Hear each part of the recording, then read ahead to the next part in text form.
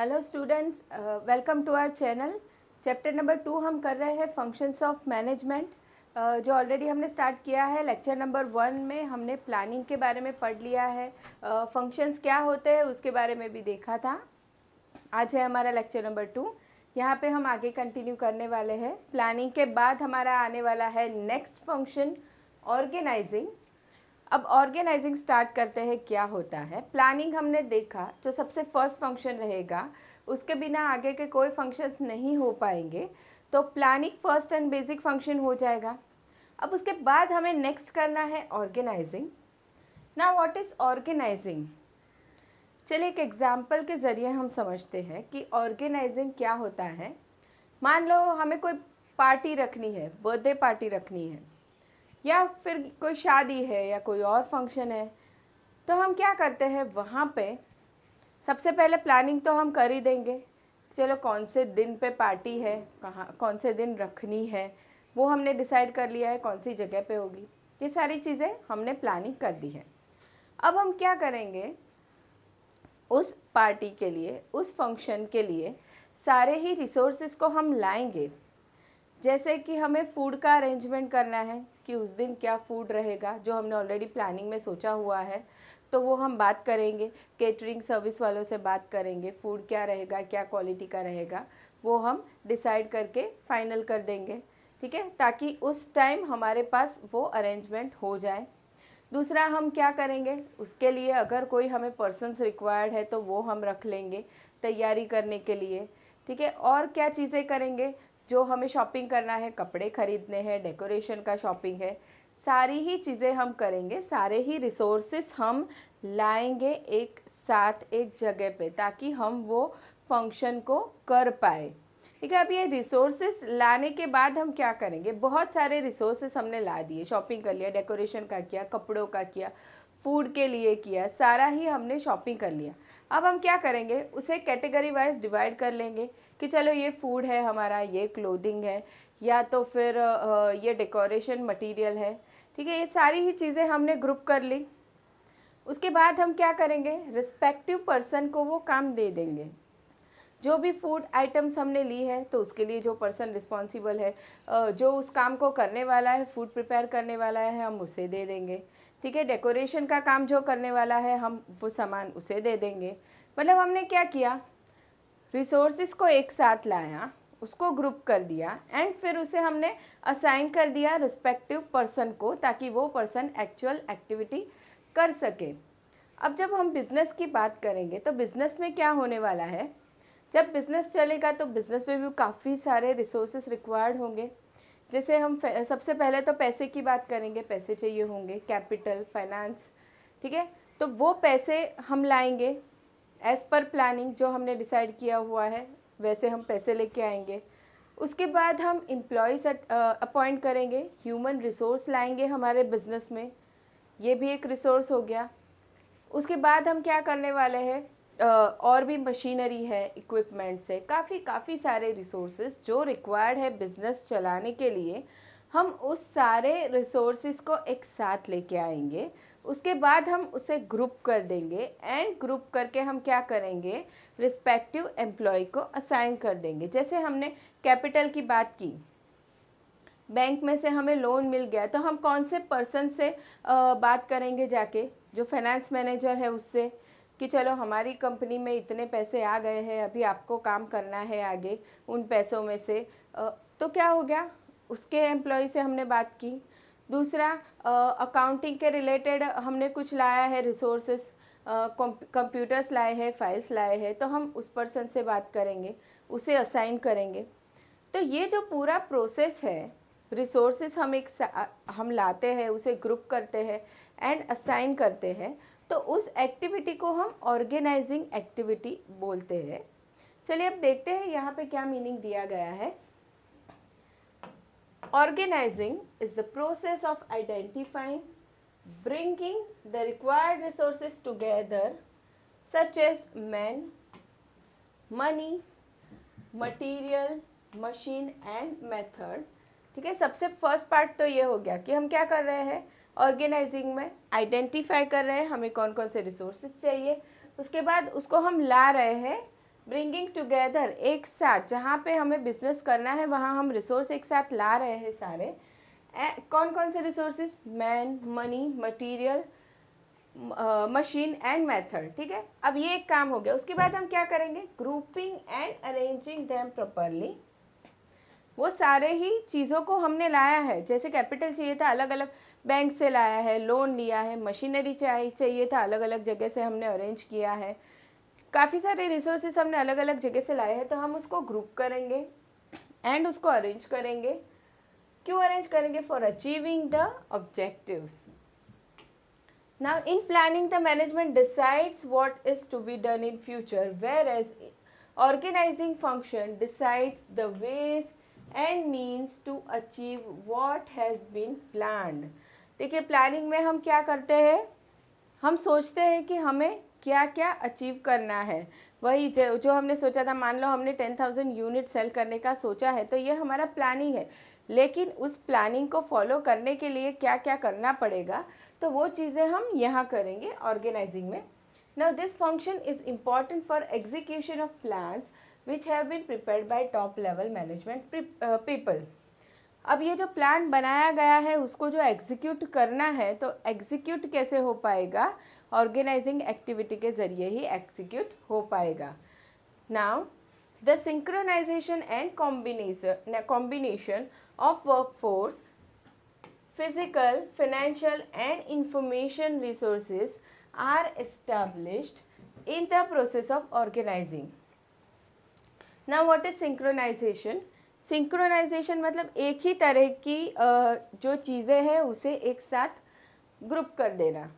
ठीक है, जैसे कि हमने बात की, जैसे हम हमारे कंप्यूटर में देखते हैं कि हम फाइल, एक तरह की ही जो फाइल है उसे हम एक ही फोल्डर में सेव करते हैं, वैसे हम उसे सिंक्रोनाइजेशन बोलते हैं। ठीक है, तो सिंक्रोनाइज करना मतलब यहाँ पे रिसोर्सेज की बात की गई है। जो सिमिलर कैटेगरी के रिसोर्सेज है उन्हें सिंक्रोनाइज करेंगे हम एंड उसको कंबाइन करेंगे। तो synchronisation and combination of workforce करेंगे, physical resources, financial and information resources. काफ़ी सारी इंफॉर्मेशन भी होगी बिजनेस में, बिजनेस चलने के लिए। विदाउट उसके बिजनेस तो नहीं चलेगा। तो वो जो इंफॉर्मेशन रिसोर्सेज है वो सारे ही यहाँ पे आइडेंटिफाई किए जाते हैं, एक साथ लाए जाते हैं, ग्रुप किए जाते हैं एंड असाइन किए जाते हैं। तो इस एक्टिविटी को हम बोलते हैं ऑर्गेनाइजिंग एक्टिविटी। चलिए अब देखते हैं, डेफिनेशन दिया है उन लोगों ने, क्या दिया है। The term organisation is use to denote the structure. Normally organisation का मतलब हम स्ट्रक्चर देखते हैं, जो भी बिजनेस है, फॉर्म है, ठीक है, उसे हम ऑर्गेनाइजेशन बोलेंगे। Now it is a unit or group of people who come together to achieve a common goal, whereas organizing is a process and function. Some of the definitions are as follows. यहाँ पे उन लोगों ने बोला है organisation को हम एक फॉर्म, बिजनेस या ग्रुप के तरीके से भी देखते हैं कि जहाँ पे लोग काम करते हैं उनका ऑब्जेक्टिव अचीव करने के लिए। जबकि ऑर्गेनाइजिंग क्या है? एक प्रोसेस है आफ्टर प्लानिंग जिसे हम करते हैं। नाउ डेफिनेशन सबसे फर्स्ट है Mooney and Reiley. Organisation is the form of every human association for attainment of a common purpose. अब यहाँ पे उन्होंने ऑर्गेनाइजेशन के बारे में क्या बताया है कि ये क्या है? एसोसिएशन है ऑफ ह्यूमन बीइंग या ह्यूमन रिसोर्स हम कह सकते हैं, या human for attainment of common purpose. सबका गोल क्या रहता है? कॉमन रहता है यहाँ पे। ठीक है, जो हमने देखा था लास्ट लेक्चर में एग्जाम्पल, कि सारे ही लोग जो काम कर रहे हैं, production department, sales department, advertisement department, मान लो सबका गोल है 10,000 यूनिट्स सेल करना इस मंथ में, ऐसा सोचा हुआ है, तो सब कॉमन पर्पस के लिए ही काम कर रहे हैं, कोई कुछ अलग काम नहीं करेगा। ठीक है, तो उसे हम ऑर्गेनाइजेशन बोलेंगे। Now Kuntz and O'Donnell, organization involves grouping of activity necessary to accomplish goal and plan, the assignment of these activities to appropriate departments and the provision of authority, delegation and coordination। देखिए यहाँ पे उन लोगों ने पूरे process के बारे में बताया है इस डेफिनेशन में कि ऑर्गेनाइजेशन में क्या होता है grouping of activities to necessary to accomplish the goal. जितनी भी एक्टिविटीज़ करनी है, मान लो लोन लेना है, मशीनरी ख़रीदना है, रॉ मटेरियल ख़रीदना है, तो सारी ही एक्टिविटीज़ जो सिमिलर है उसे हम ग्रुप कर देंगे। उसके बाद हम क्या करने वाले हैं, उस एक्टिविटी को असाइन करेंगे। Assignment of this activity to appropriate department. Loan लेने का काम है तो हम किसे देंगे, फाइनेंस डिपार्टमेंट को देंगे। उस लोन की एंट्री करनी है, अकाउंटिंग का काम है तो अकाउंट्स डिपार्टमेंट को हम देंगे। ठीक है, तो असाइन करेंगे हम काम को। And the provision of authority. अब ये काम हमने असाइन जब किया है तो असाइन करते टाइम हम क्या करेंगे, अथॉरिटी देंगे उस पर्सन को, डिसीजन मेकिंग के कुछ राइट्स देंगे, मतलब हमने उसे अथॉरिटी दी। ठीक है, काम को दिया, उसे सौंप दिया काम को, तो उसे हम डेलीगेशन बोलेंगे। एंड कोऑर्डिनेशन, जो अलग अलग डिपार्टमेंट्स काम कर रहे हैं बहुत सारे हमारे बिजनेस में, सबके बीच में हम कोऑर्डिनेशन रखेंगे। तो ये पूरा प्रोसेस हो जाएगा organisation activity. Now third definition, Theo Haimann, organizing is the process of defining and grouping the activities of the enterprise and establishing the authoritative relationship among them।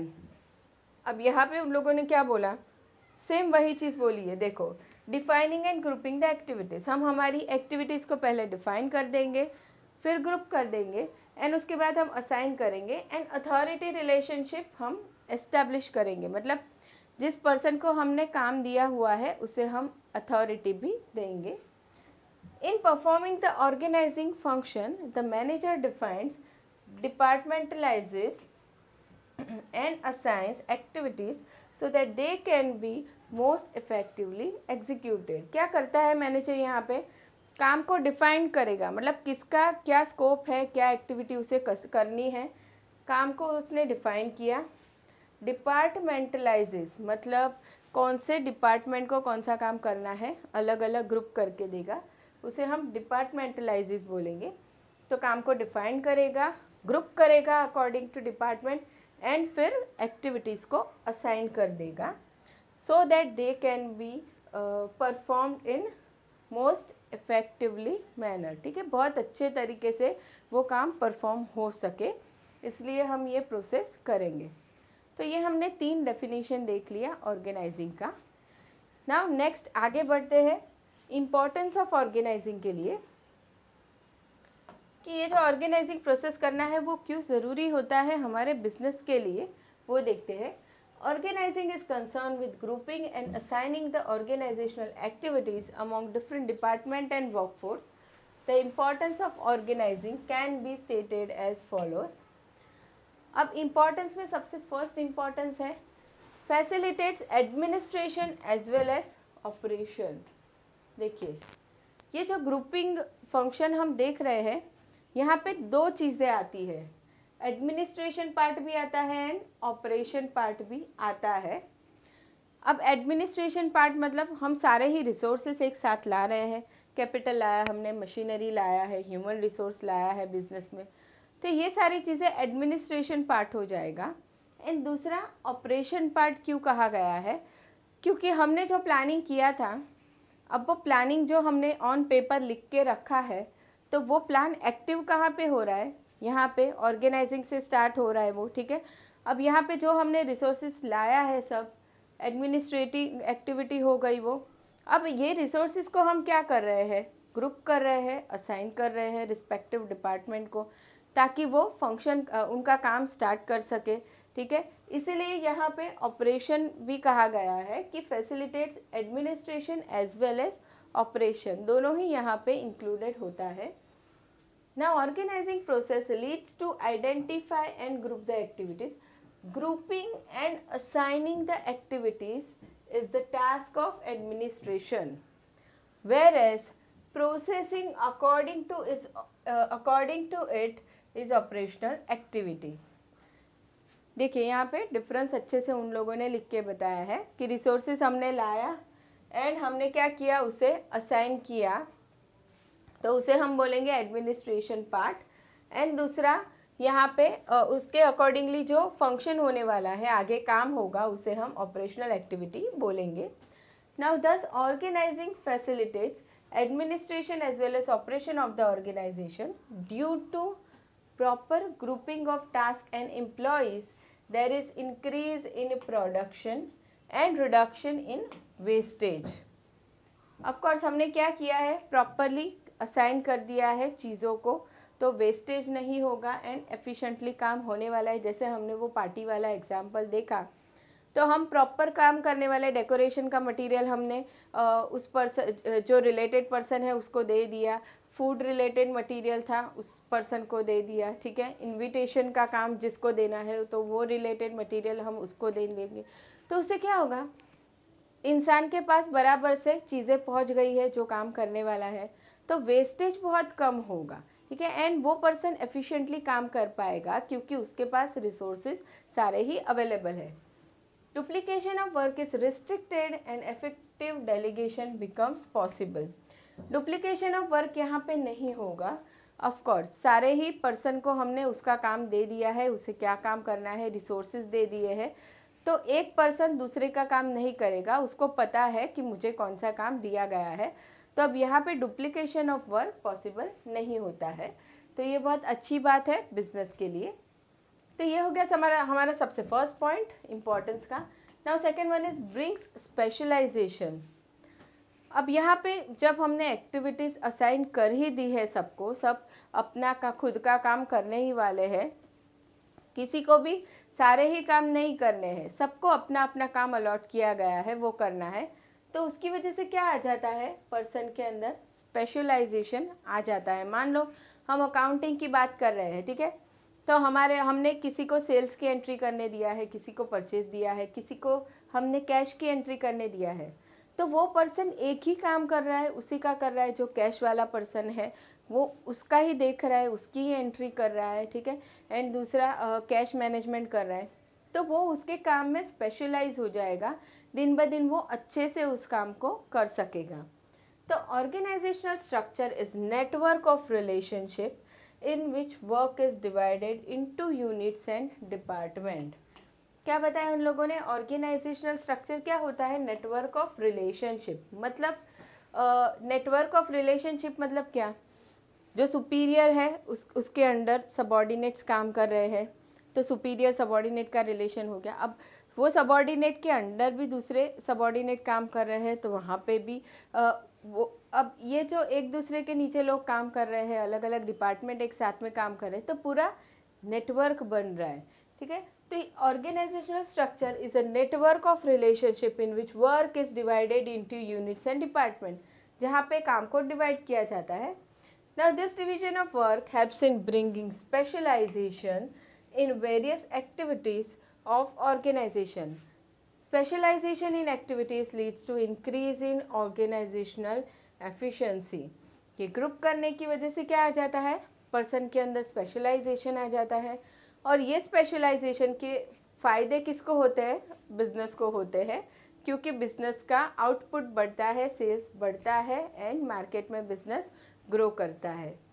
Now third one is defines the job properly. Defines the job properly मतलब जिसका जो काम है हमने properly define करके दे दिया.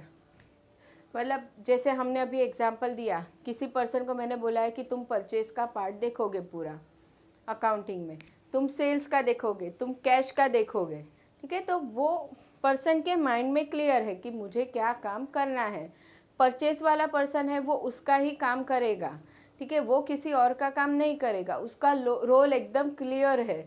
बाकी सारे लोगों के माइंड में भी उसका जॉब या उसका काम क्लियर है कि भाई ये पर्सन परचेज का काम करता है. ठीक है, इसके लिए यहाँ पे कहा गया है कि ऑर्गेनाइजिंग एक्टिविटी में क्या फंक्शन में क्या हो जाता है, defines jobs properly. Organizational structure helps in putting right man in the on the right job, which can be done by selecting people for various departments according to their qualification, skill and experience. और हम क्या करते हैं, right man on right job करते हैं, मतलब जिस post के लिए जो पर्सन रिक्वायर्ड है। अब फाइनेंस का पर्सन है, फाइनेंस का जिसे नॉलेज है, क्वालिटीज़ है, जिसके अंदर, तो हम क्या करेंगे, उस पर्सन को फाइनेंस डिपार्टमेंट में ही रखेंगे, उसको सेल्स में नहीं रखेंगे। तो ये चीज़ हम कहाँ पे करने वाले हैं, ऑर्गेनाइजिंग फंक्शन में करेंगे, कि हम फाइनेंस का पर्सन है तो उस वहाँ पे ही उसको अपॉइंट करेंगे, right man on the right job according to their qualification.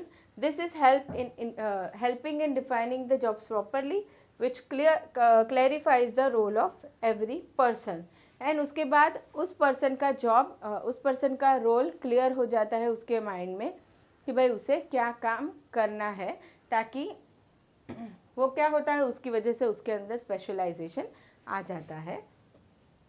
चलिए अब आगे बढ़ते हैं। ये हो गया हमारा थर्ड पॉइंट इम्पोर्टेंस का। Fourth one is clarifies authority and responsibility. देखिए, जब काम को असाइन किया ही गया है तो उसके साथ साथ हमें क्या करना है, उस पर्सन को अथॉरिटी भी देनी पड़ती है। ठीक है, अब सेल्स का जो पर्सन है, हमने उसे बोला है कि आपको इतने यूनिट सेल करने हैं, तो वो पर्सन डिसाइड करेगा कि हमने उसे अथॉरिटी दे दी, मान लो कि प्राइसिंग आप डिसाइड कर सकते हो कि प्राइस कितना रखना है, लेकिन अथॉरिटी देने के साथ साथ हम क्या करेंगे, उस पर्सन को रिस्पॉन्सिबल भी रखेंगे कि चलो आप जो प्राइस डिसाइड कर रहे हो उस प्राइस पे हमने जो सोचा था उतने यूनिट सेल होने ही चाहिए। तो हमने क्या किया, पर्सन के रोल के हिसाब से, उसके जॉब के हिसाब से काम को असाइन किया है, तो उसके साथ ही हम उसे अथॉरिटी भी देंगे डिसीजन मेकिंग, एंड साथ ही उस पर्सन को रिस्पॉन्सिबल भी करेंगे। तो organizational structure defines the role to every manager. This can be done by delegating authority to every manager and clarifying the way he has to exercise those powers. देखिए क्या करेंगे, हम अथॉरिटी देंगे manager को and clarify करेंगे कि वो उस अथॉरिटी का कैसे यूज़ करेगा, so that misuse of power does not take place.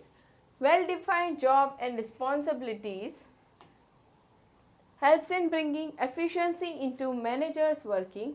This helps in increasing productivity. अगर अथॉरिटी एंड रिस्पॉन्सिबिलिटी प्रॉपरली दिया गया है तो क्या होता है, बिजनेस में प्रोडक्टिविटी लेवल बढ़ जाता है, पर्सन जिम्मेदारी से काम करने लगता है। Now next importance is establishes coordination. Coordination establish होता है बिजनेस में। अब कोऑर्डिनेशन का मतलब क्या होता है, बहुत सारे अलग अलग डिपार्टमेंट्स काम कर रहे हैं बिजनेस में। फाइनेंस है, अकाउंटिंग है, परचेस है, सेल्स है, मार्केटिंग है, ह्यूमन रिसोर्स है, काफ़ी सारे डिपार्टमेंट्स काम कर रहे हैं। उन डिपार्टमेंट में काफ़ी सारे एम्प्लॉयज़ काम कर रहे हैं, तो ऑफ कोर्स इन लोगों में कोऑर्डिनेशन होना बहुत ज़रूरी है। एक डिपार्टमेंट अलग ऑब्जेक्टिव के लिए काम करेगा, दूसरा अलग के लिए काम करेगा, तो क्या होगा, बिजनेस फिर बहुत गड़बड़ हो जाएगा। इसके लिए यहाँ पे उन लोगों ने बोला है कि कोऑर्डिनेशन होना बहुत ज़रूरी है, सारे ही लोग एक ही ऑब्जेक्टिव के लिए काम करें, ये चीज़ बहुत ज़रूरी है। तो अब ये कैसे हो सकती है, ऑर्गेनाइजिंग फंक्शन के ज़रिए ही ये चीज़ हो सकती है, क्योंकि ऑर्गेनाइजिंग में हम क्या करने वाले हैं, सारे ही जो पर्सन है, एम्प्लॉयज़ है, उनको हम एक्टिविटीज़ असाइन करेंगे एंड सबका ही रोल हम क्लियर करने वाले हैं बिजनेस में कि सबका क्या क्या काम रहेगा। तो क्या हेल्प करता है ऑर्गेनाइजिंग हमें, establishes coordination and helps in establishing coordination among different departments of organization. It creates clear-cut relationship among positions and ensures mutual cooperation among individuals. देखिए क्लियर कट ये डिफाइन कर देगा सबके ही जो पोजीशन है बिजनेस में या सबके जो रोल है वो। ना कोऑर्डिनेशन और synchronization between all departments and different level of manager is important for smooth functioning of organizational activities. Of course coordination बहुत ज़रूरी होता है बिजनेस की एक्टिविटीज़ को करने के लिए। Now next point is help for effective administration. देखिए this function determines different position, departments, activities and the roles are clearly structured. The utmost care is taken while placing right person in right job. with the right authorities and responsibilities. It is achieved through division of work and delegation of authorities. This all leads to efficient and effective administration. ये जो हम यहाँ पे काम करते हैं grouping में, हमने देखा कि सारे ही रिसोर्सेज को एक साथ लाते हैं, उसे ग्रुप करते हैं, उसे असाइन करते हैं रिस्पेक्टिव एम्प्लॉयज़ को, उसके अकॉर्डिंगली हम उसे अथॉरिटी देते हैं, रिस्पॉन्सिबिलिटी देते हैं, ठीक है। तो ये इसका मतलब क्या हुआ, ये जो हम सारी प्रोसेस कर रहे हैं वो क्या हो गया, एडमिनिस्ट्रेशन पार्ट हो गया। तो इसे हम ऑर्गेनाइजिंग में इफ़ेक्टिवली कर सकते हैं अगर हम प्रॉपरली ग्रुपिंग एंड असाइनिंग कर रहे हैं तो, ठीक है। तो ये हो गया हमारा 6th इम्पॉर्टेंस।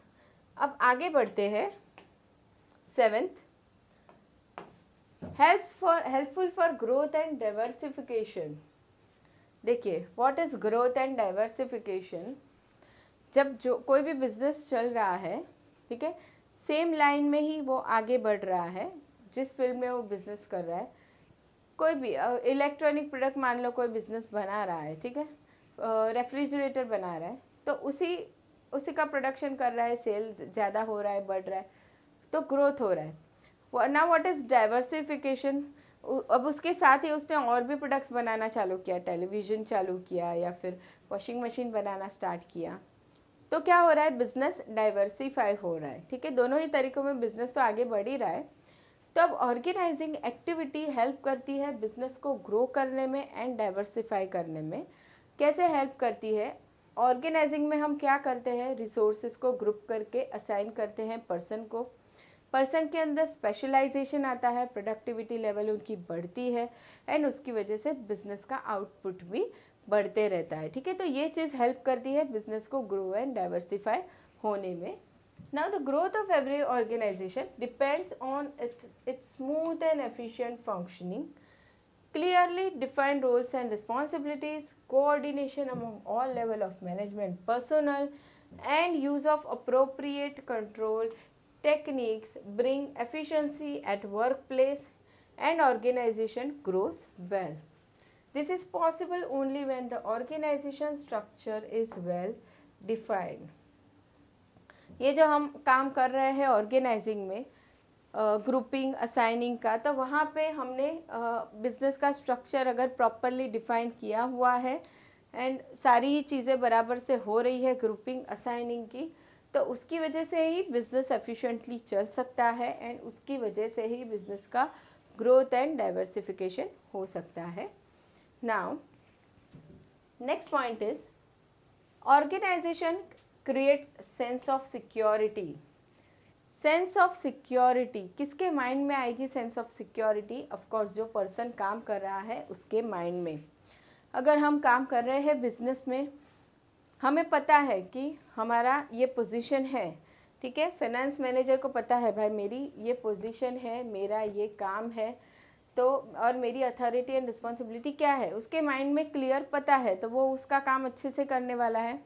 तो एक सेंस ऑफ सिक्योरिटी आ जाती है उसके माइंड में कि ये मेरा काम है, मेरा काम कोई और नहीं करेगा, किसी और को नहीं दिया जाएगा एंड मेरी जॉब मेरे पास से कहीं नहीं जाएगी। जबकि मान लो अगर हमने काम को अच्छे से असाइन नहीं किया हुआ है, कोई भी पर्सन कोई भी काम कर रहा है, तो उस केस में क्या होता है, एम्प्लॉय के माइंड में इनसिक्योरिटी आ जाती है कि यार मेरा काम कोई और कर लेगा, अच्छे से कर लेगा, मेरी जॉब चली जाएगी, ठीक है। तो ऑर्गेनाइजिंग एक्टिविटी क्या करता है, creates sense of security.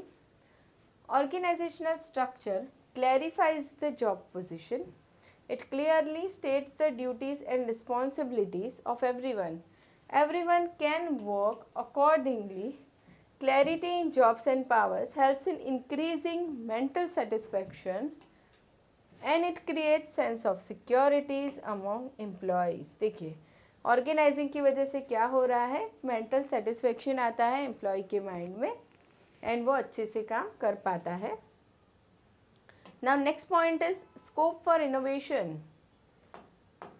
Innovation मतलब कुछ नया सोचना, ठीक है। अगर ऑर्गेनाइजिंग प्रोसेस अच्छे से किया हुआ है, पर्सन के अंदर स्पेशलाइजेशन आता है एंड इनोवेशन का स्कोप बढ़ जाता है, कुछ ना कुछ हम बिजनेस में इनोवेट कर पाएंगे। अगर हमने ऑर्गेनाइजिंग एक्टिविटी नहीं किया है, प्रॉपरली रिसोर्सेज को, एक्टिविटीज़ को ग्रुप नहीं किया है, रिस्पेक्टिव एम्प्लॉयज़ को अच्छे से हमने अलॉट नहीं किया है, तो इनोवेशन पॉसिबल जल्दी नहीं होता है। क्योंकि कोई भी पर्सन कोई भी काम कर रहा है रैंडमली, तो उस काम को इनोवेटिव करने के बारे में नहीं सोच पाएगा। जबकि अगर हमने ऑर्गेनाइजिंग फंक्शन अच्छे से किया है तो वो बिजनेस में क्या लाता है, इनोवेशन लाता है। Now organizing function clears the roles and activities to be performed. Employees can work by using their new ideas. This provides enough space to the manager to develop talent and flourish the knowledge. This scope for innovation into adopting new changes in method of work is possible only through a set of organizational structure. ठीक है, जैसे हमने finance manager की बात की थी, उसे खुद का रोल पता है, उसे खुद का काम पता है कि चलो मेरा ही काम है, फाइनेंस के रिलेटेड सारे काम मेरे ही है, तो वो उसे इनोवेटिव वे में सोचेगा कि चलो हमें 4 जगह से लोन मिल रही है, तो कहाँ पे कम रेट पे लोन मिल रही है, चलिए हम ट्राई करते हैं। ठीक है, तो कुछ ना कुछ वो इनोवेटिव सोचता रहेगा। क्यों सोचेगा? क्योंकि उसके माइंड में उसका काम, उसकी पोजीशन, उसका रोल क्लियर है इसके लिए। और वो क्यों क्लियर है? क्योंकि ऑर्गेनाइजिंग एक्टिविटी, ऑर्गेनाइजिंग फंक्शन किया हुआ है इसके लिए। अब आगे बढ़ते हैं लास्ट पॉइंट की तरफ। Helps in optimum utilization of resources. चलिए, ये वाला जो पॉइंट है ऑप्टिमम यूटिलाइजेशन ऑफ रिसोर्सेज, वो सारे ही फंक्शन में आएगा। तो आपको रिस्पेक्टिव जो भी फंक्शन के बारे में आप लिख रहे हो उसके रिलेटेड आपको लिखना है। अब ऑर्गेनाइजेशन में, ऑर्गेनाइजिंग एक्टिविटी में maximum optimum utilization of resources होता है। क्यों होता है? क्योंकि हमने क्या किया है, सारे ही रिसोर्सेज को लाया है बिजनेस में, उसे ग्रुप किया है, उसे असाइन किया है रिस्पेक्टिव एम्प्लॉय को। तो क्या हो रहा है यहाँ पे, वेस्टेज ऑफ रिसोर्सेज नहीं हो रहा है। ठीक है, अब फाइनेंस का काम हमने किसी सेल्स वाले पर्सन को नहीं दिया है, तो अगर ऐसा हम कर देते हैं, फाइनेंस का काम हमने सेल्स के पर्सन को दे दिया है, तो उसको फाइनेंस रिलेटेड तो नॉलेज ज़्यादा है ही नहीं, उसको तो सेल्स का है, तो वो अच्छे से काम नहीं करेगा, अच्छे रेट्स पे लोन नहीं लाएगा, अच्छे से एक्सपेंसेस नहीं देख पाएगा। तो क्या होगा, वेस्टेज ऑफ रिसोर्सेज वहाँ पे हो गया, बिजनेस का लॉस हो गया। ठीक है, तो ऑर्गेनाइजिंग फंक्शन हेल्प करता है वेस्टेज कम करने में एंड रिसोर्सेज को मैक्सिमम यूज़ करने में। तो this function provides different jobs to different employees according to job specification. Due to this specialization of work becomes possible, this right workforce utilizes other resources at its optimum level so that desired results are achieved within defined period. ठीक है, क्या होता है, optimum utilization of resource करने की वजह से हम हमारा ऑब्जेक्टिव अच्छे से अचीव कर सकते हैं। तो ये हो गए हमारे ऑर्गेनाइजिंग फंक्शन के इम्पोर्टेंस। ठीक है, अब नेक्स्ट फंक्शन हम देखने वाले हैं, वो है हमारा स्टाफिंग। अब ये स्टाफिंग फंक्शन हम करेंगे नेक्स्ट लेक्चर में। यहाँ पे हमने ऑर्गेनाइजिंग देख लिया। कोई क्वेश्चन हो तो बता दीजिएगा स्टूडेंट्स कमेंट सेक्शन में। मिलते हैं नेक्स्ट लेक्चर में। Bye everyone.